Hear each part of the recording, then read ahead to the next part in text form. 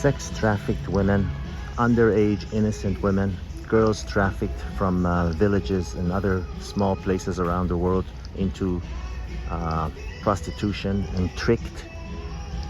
Jeffrey Epstein and the scandal of underage girls brought into prostitution against their will. I am going to go on a limb here and say that great majority of these so-called trafficked innocent women, great majority, and by great majority, I personally mean over 90%, perhaps over 95% of these girls are anything but innocent.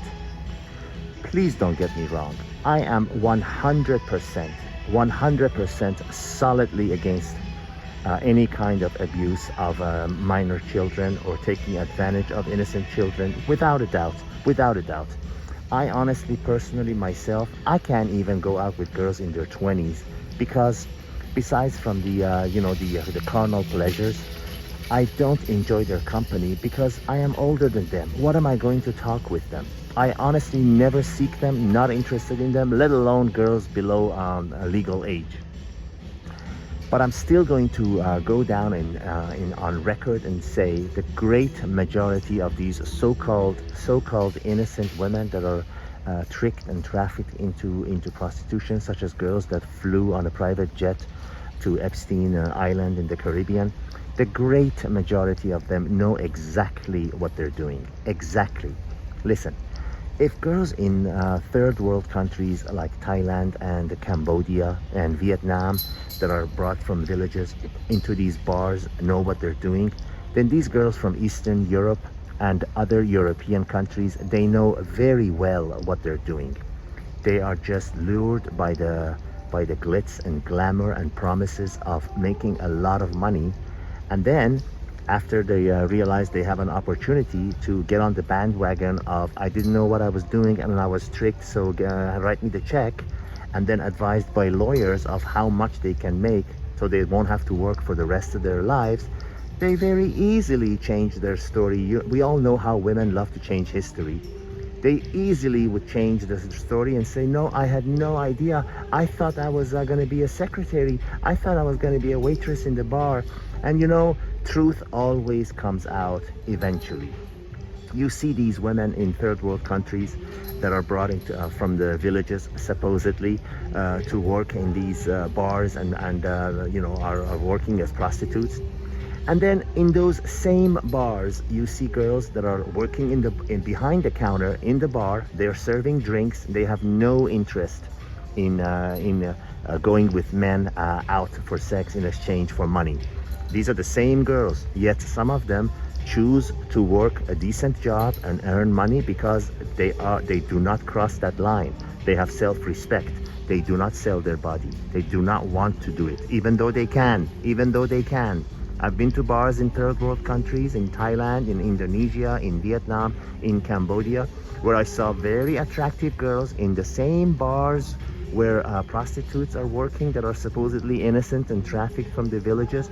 Some of them choose to be a prostitute, to sell themselves to and trick multiple men overseas. Once they go back overseas, they trick these men and they tell them that I really don't want to work in a bar, so if you pay me such and such amount of money every month on a regular basis, I'm gonna go back to village and take care of my parents.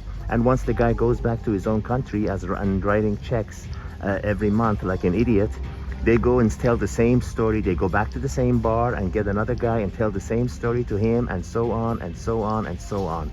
The internet is full of stories, and I have seen with my own eyes the girls that do this. They're tricking 3, 4, 5, 6 guys at the same time, sending them money, saying that they don't want to work in the bar, and if these guys pay them money, then they'll go back to the village and help their parents and work on a rice farm.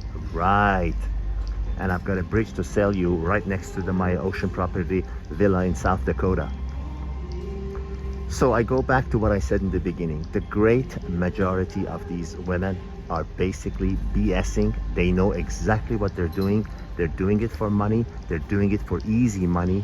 And on top of that, they get on the bandwagon of this Me Too BS. and they want to make extra money by suing a large source of money like the Epstein and people like him, and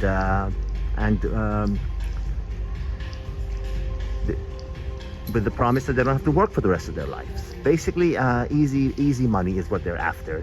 They are lying. Now, amongst them, are there women that are actually, is there a percentage of them that are actually tricked and do not want to do this and quickly get out of it? Yes. The ones that don't want to do it simply leave. Nobody was forcing them to stay there.